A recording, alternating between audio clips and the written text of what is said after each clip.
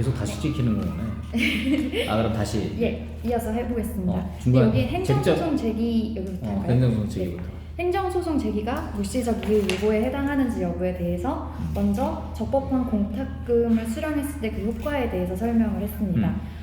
원칙상으로는 공탁금을 수령한 후에 이의 요구한 것 없이 그러면 수령했으면 재결에 승복한 것으로 보지만 네. 이의 요구 후에 수령한 것은 또 재결에 승복하지 않는 것으로 본다고 일단 썼고요. 그런데 이와 관련한 판례에서 종전의 판례는 이의 무효의 의사표시를 인정하지 않은 바 있다고 저는 좀 짧게 한 줄로 썼고요. 이게 뭐냐면 종전의 이제 판례는 그 이유 요구 없이 낼름 이게 보상금을 수령하면 승복한 결과를 초래한다. 이게 이제 주류적인 판례예요. 주류적인 판례고, 요 판례는 특징적으로 그 소송을 제기한 상태에서 이 부분에 대해서 이 후보가 이제 행정소송의 제기가 그러니까 실질적으로 이 후보에 해당되지 않는다고 지금까지 봤는데 이 판례는 특징적으로 이거 이상하다 이제 이게 된 거예요. 그래서 쭉 한번 해보죠.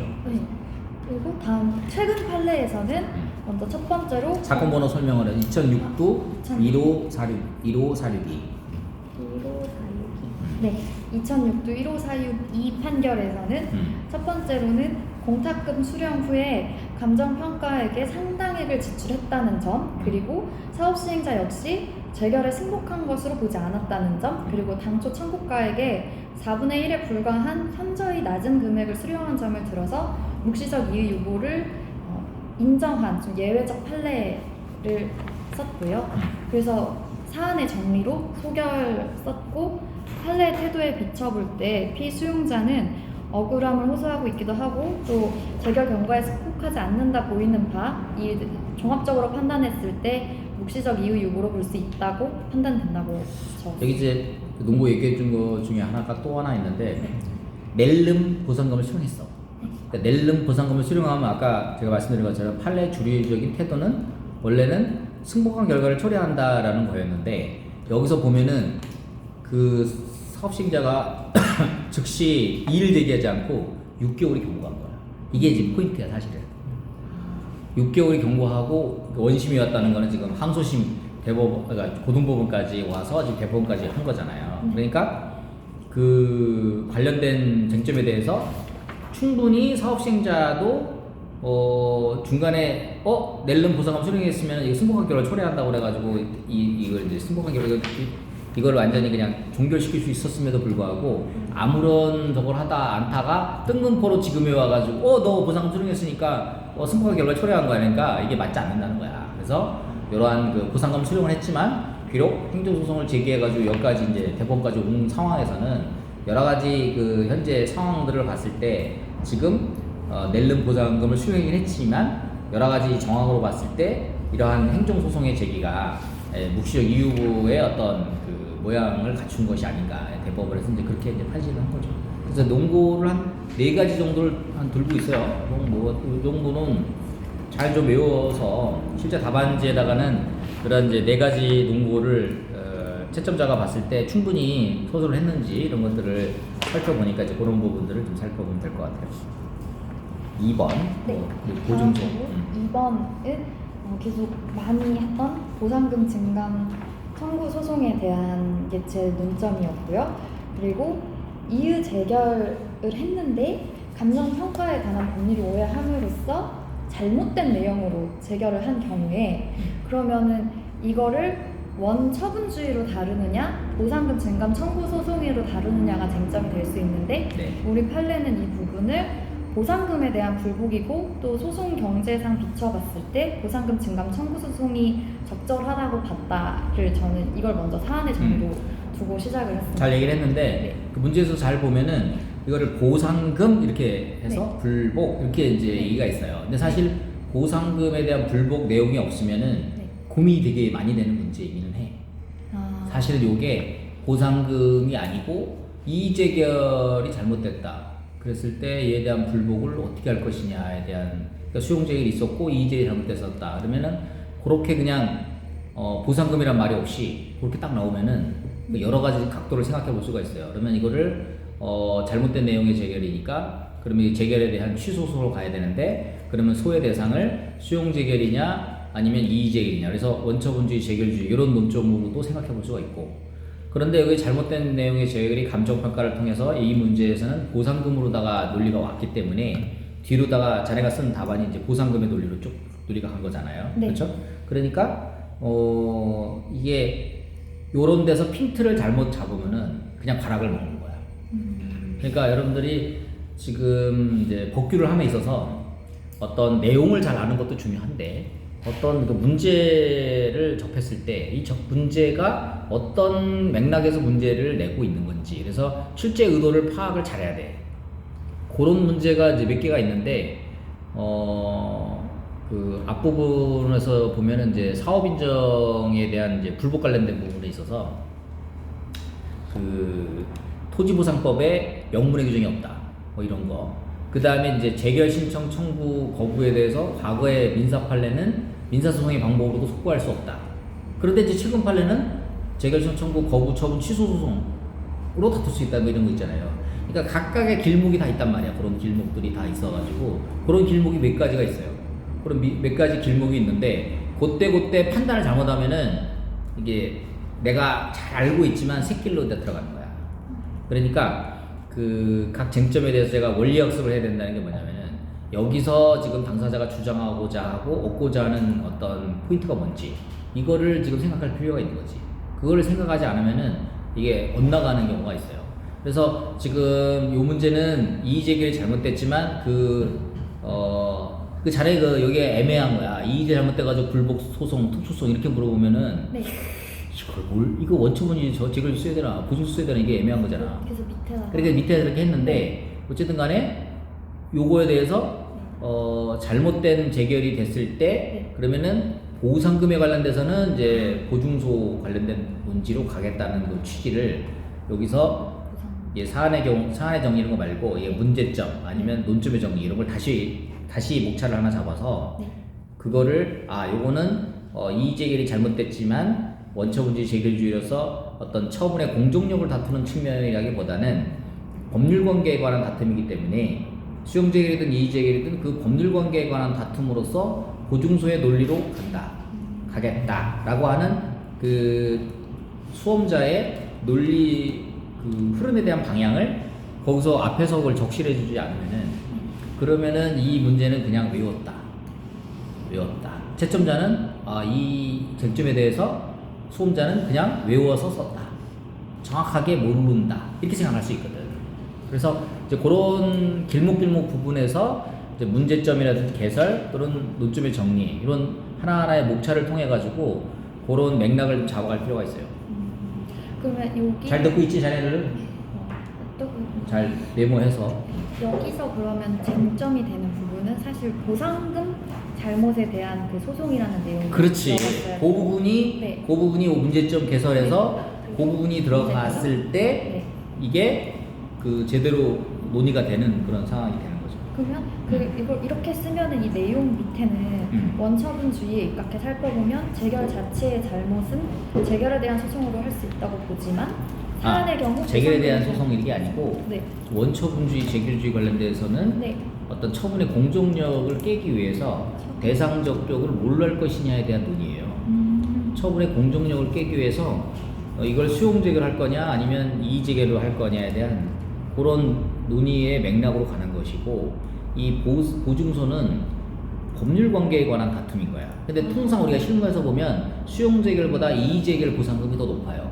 그러니까 여기서 이제 이의 재결 나온 것도 이의 재결에 대한 불복 방법 이렇게 해가지고 나온 이유가 사실 수용 재결보다 이의 재결이 좀 더 증액되는 경우가 있고 이의 재결보다 더 달라라는 주장에 보증소를 제기할 수가 있는 것이죠.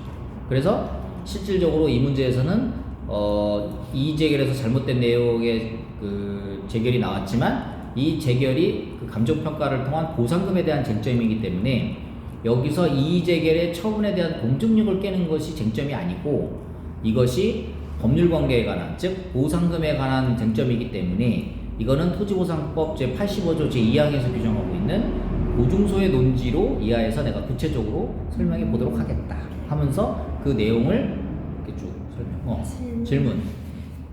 보증서로 해야 된다고는 개설에 썼는데 저는 그 대상이 보상금 증감에 관한 것이라서 그렇게 해야 된다가 아니라 2018도 둘둘집 판결에서 잘못된 내용의 재결을 한 경우 보증서 하라 그랬으니까 나 밑에서 보증서 쓰겠다라고 했거든요. 그것도 이제 그 좋은 저건데 일단 결론부터 말해보면 뒤에 쓸 게 없어.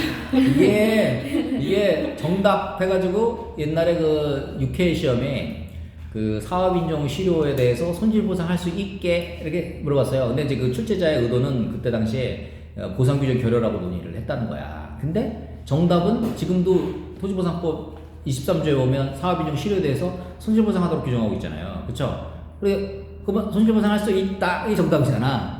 그러니까 먼저 거기다가 개설했다 정답을 써버리면은 뒤에 그 논리적인 그 근거 제시하는 게 좀 빈약할 수가 있지. 그러니까 이제 공부할 때는 내가 결론을 좀 알고 있어도 글을 전개할 때는 약간 기승전결로다가 이렇게 논리적인 맥락을 잡아줄 필요가 있어요.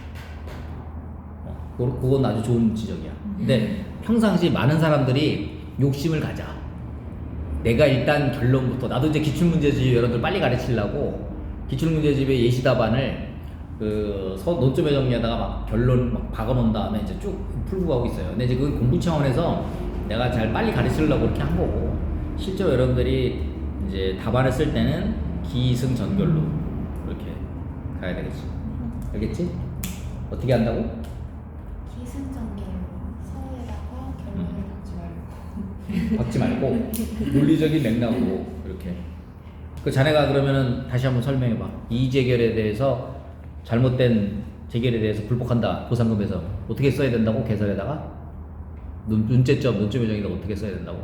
이 재결에 대해 불복을 하고자 하는 거는 어쨌든 결론적으로 보상금에 대해 불복하고자 하는 거잖아요. 그렇지. 이 재결을 하면 보상금이 늘어나니까. 그렇지. 그래서 보상금 증감 청구 소송을 제기해야 합니다. 그러니까 법률관계에 관한 다툼이기 때문에. 네. 그러니까 중요한 논지가 항상 빠지면은 나는 다 썼다고 생각하는데 점수가 안 나오는 게 그 중요한 논지가 빠져서 그런 거예요. 이번에 그 오늘 그 어떤 수험생이 자기는 진짜 잘 썼다고 가가지고 왜 점수 이 모양이야 해가지고 답안지 열람을 해봤다는 거야.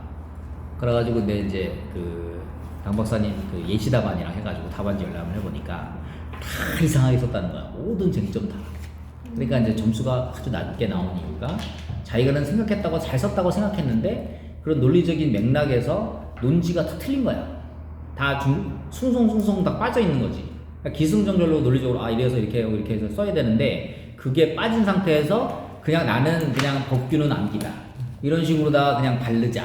이러다 보니까 전체적으로다가 그게 이제 안 나오는 그런 문제가 있었던 것 같아요. 박사님, 법률관계 다툼이라는 말이요. 이게 보상금 관련해가지고 증감을 하는 게 그게 다 법률관계 다툼인 거예요. 이제 이게 그 추상적 그 법률적 용어로서 그러는 건데 쉽게 얘기하면 돈이라는 것은 줘야 될 거와 받아야 될 거 있잖아. 법률관계 이거를 주고받는 이제 금전적인 그거를 그 보상금을 이제 법률관계라고 이렇게 포괄적으로 설명을 하는 거지. 권리의무관계. 줘야 될 돈과 받아야 될 돈. 권리의무관계. 그거를 이제 법률관계라고 하는 거예요. 민사랑 비슷해요. 그렇지. 우리가 그 민사소송은 100% 당사소송이잖아. 네. 법률관계에 관한 다툼이 있다고. 근데 공법상 당사소송이라 이게. 근데 이게 형식적 당사소송이다. 그래서 형당이라는 건 뭐냐면 형식적으로는, 그러니까 실질적으로는 재결이라는 처분의 공정력을 깨는 그런 다툼을 하는데 이제 실질적으로는 그런데 형식적으로는 법률관계 일방 당사자인 사업시행자와 피수용자가 다툰다. 그래서 이제 형식적 당사소송이라는 표현을 쓰고 있는 것이죠. 쭉 논리를 한번 설명해 보죠. 그래서 이어서 토지보상법에 따라서 제기할 수 있는 소송의 의의를 적었고 그게 적고. 보상금 증감 청구 소송 의의는 85조 2항에 근거해가지고 네. 보상금 증감 청구 소송으로 직접 이해 당사자인 사업시행자 피수용자가 당사자가 소송 제기로 다툴 수 있는 당사자 소송이다라는 걸 적고요. 그리고 저는 취지, 법적 성질, 소송 제기 요건을 그냥 목차 하나로 다 써버렸어요. 너무 내용이 많아서 시간이 부족한데. 그러니까 이게 형당 내용을 좀 쓰고 형식 당사소송 잘 썼는데 형식적 당사자 소송이자 확인 급부 소송에서 해당한다고 법적 성질을 쓰고 취지는 이례적 해결과 신속한 권리 구제 그리고 소송 제기 요건은 제결서 받은 날부터 90일, 이의 신청한 후 이의 제결서 받은 날부터 60일, 당사자 적격은 피수용자 사업 시행자에 있다. 이걸 제가 지난번에 토지보상법 관련 보상금 증강 청구 소송 관련한 논점이 있었을 때 피드백으로 이거는 누구나 잘 쓸 수 있는 거기 때문에 최대한 많은 내용을 써주는 게 좋다고 그런 얘기를 피드백을 받았어서 봐봐 여기 이제 보면은 네. 지금 특수소송 했는데 이게 되게 지엽적인 거야. 심리범이 지연이자 판결료로 네. 이게 되게 지엽적인 거다고. 네. 여기서 지금 내 예시 답안에 보면 네. 대상적격으로서 법률 관계, 응? 그 다음에 당사적격으로서의 그 소송 당사자, 2018 67 그 판례 그거. 네. 그 다음에 피고적격이라든지 제소기간의 특수성. 네. 심리 그 다음에 요 판결은 사실은 되게 요거는 다 한꺼번에 이제 부수적인 내용들이에요 사실은. 그러면 이게 전체 사실 소송. 여기로 들어갔어야 되는 그렇지. 이제 요거는- 네. 목차의 그 구성이 그러니까 이 문제에서 의의와 그 특수성을 설명을 했기 때문에 특수성이 부각되는 목차를 적어야 되는 거야. 근데 여기서는 그냥 소송의 특수성을 해가지고 그냥 잡은 다음에 자네가 쓴 답안에는 뭐 심리범이나 뭐 지연이잖아 이게 판결 이게 되게 요 내용 자체가 되게 지엽적인 부분이야. 왜냐면 전체적인 그 보증소의 특수성 이거를 설명해야 되는 거지. 그러니까 대상적격으로서는 법률 관계고 그 다음에 그 당사적격으로서 특히 이제 최근에 2018 67 판결에서는 항고소송의 성질로서 원래 이제 우리가 그 당사소송은 당사적격이라는 표현을 쓰는데 원고적격의 성질도 있다고 이렇게 표현하고 있잖아. 즉 처분성의 내용을 이제 다투는 내용도 있으니까 그래서 원고적격이라는 표현을 쓰고 있고 그 다음에 피고적격에서 각각 그 소의 당사자로 제기하는 부분도 있고 그 다음에 제소기간 짧은 거 그렇죠. 그 다음에 심리판결이라는 건 사실은 소송 속 안에서 들어가 있는 되게 지역적인 논제란 말이야. 그러니까 전체적으로 우리가 그 대상적격이라든지 그 다음에 당사자적격 그 다음에 피고적격 제소기가 이런 것들은 전반적인 소송 전반적인 내용의 특수성이잖아요. 소송 안에서 심리와 판결할 때의 특수성은 그거는 이제 이게 묶어서 줄 처리하면 되고 이제 그런 식의 목차가 지금 자네가 쓰는 답안에서 그런 부분들이 좀 더 다듬어질 필요가 있다 이렇게 보면 좋겠어요. 네. 다음 해봐. 그래서 다음 이제 논점은요. 곡물의 수용 가능성인데요. 이거는 대표적인 판례인 그 광평대군 묘역과 관련된 판례와 흥락토성 관련된 대법원 판례를 바탕으로 곡물이 수용 가능한지에 대해 설명하는 판례였습니다. 여기서는 이제 그 곡물의 그 수용 가능성에서 이제 핵심적인 논제는 용도 폐지를 선행해야 되느냐 부분이었어요. 사실은 용도 폐지를 선행하느냐 안 하느냐 이게 이제 학설의 이제 대립이잖아. 근데 이제 이런 부분들은 여러분들 잘 알아. 그러면은 좀 차별화된다 그러면 이제 우리 토지보상법 제19조 제2항에 대한 원고 제시하는 부분하고 학설은 좀 간단하게 잘 썼어 이 답안은. 그 다음에 관련 판례를 좀 나눠가지고 예를 들자면 이제 그 광평대군 목차 자체를 광평대군 묘역 관련된 판례, 그 다음에 뭐 풍납소송 판례 이렇게 해가지고 목차를 선명하게. 자네는 잘 썼는데 사건 번호 목차를 내용 자네 잘 썼네. 자네가 잘 썼네. 그렇게 광평대군 묘역, 풍납소송 그렇게 잘 썼고 자네는 이제 요거를 잘 써서 쓰긴 했는데 하여튼 그거를 이제 목차로 1, 2 확실하게 물어보았으니까 그거에 대해서 확실하게 광평대군 묘역 관련 판례 사건 번호, 그다음에 풍납도성 관련 판례 사건 번호 이런 식으로 해서 최소한 두세 줄 정도 이렇게 잡아가지고 이제 충분히 보여줄 수 있게끔 하는 거 하고 그다음에 곡물의 수용 가능성에 대한 판단, 비례 원칙 이거 잘 썼는데 이런 거를 이 답안지 이렇게 보면 보면은 이렇게 보면 볼펜 썼나봐 자네. 네. 저걸로 써봐 뭐지 에너겔 뭐 이런 거 있잖아. 에너겔 쓰면 이렇게 납니다. 에너겔이 뭐예요? 에너겔 있어. 에너겔. 다 좋은데 잘 썼는데 자네 그 가장 큰 문제점이 뭐냐면 글씨야. 글씨에서 태도가 좋지 않아. 아니 근데 진짜 대답을 제가 보면요, 박사님 초반에 좀 글씨 쓰잖아요. 그래, 야 봐봐, 야 봐봐, 야 초반에 야 봐봐, 야 이렇게 나가지, 야 글씨 봐봐. 완전 글씨 저 볼펜으로 정체수하다가 이제 봐. 그러니까 요거 한 2장 3장 나가니까 야 봐. 알아보겠냐 못 알아보겠냐. 봐봐. 못 알아보겠지. 아니 이게 내가 얘기했지. 중년의 나이는 채점위원들 기분 나쁘게 하면 안 돼. 이렇게. 이게 막 하다가 마음이 너무 급한데 쓸 거는 많고 막 이러니까 이게 근데 막 이제 뒤로 갈수록 엄청 그럴수록 릴렉스 하면서 네. 이게 왜 안 되냐면 이게 필력의 이게 안정화가 안 되는 이유가 뭐냐면 이게 악력질 중에 이게 팔에 힘이 없어서 그래. 맞아요. 이 팔에 힘이 없기 때문에 매일 악력기 한 30 왔다 갔다 하면서 화장실 밥 먹으면서 이상한 사람. 아이씨 괜찮아 이거 악력기 하고 그다음에 이거 있지 이거 뭐지? 철봉 이런 거 나 우리 집에 자전거 있거든. 나도 자전거 해가지고 막 이렇게 하면서 이게 팔에 힘을 키워야 돼. 힘 안 키우면은 지금 이런 사태가 벌어져요. 이거 야 오늘 내가 오늘 내일 할 거 아니잖아. 이거 얼마 할 거야? 앞으로 1년 할 거잖아 말이야. 네. 그러니까 자네는 지금 정신 바짝 차리고 해야 돼. 지금 1년 할 거란 말이야. 네. 그렇지? 그러니까 이게 막 너무 막 정신없이 쓰다 보니까 뒤로 갈수록 점점 망하는 글씨가 그때 했는데 좋았어. 네, 그럼 여기까지? 여기까지 하겠습니다. 여기까지. 자, 감사합니다. 수고했어. 장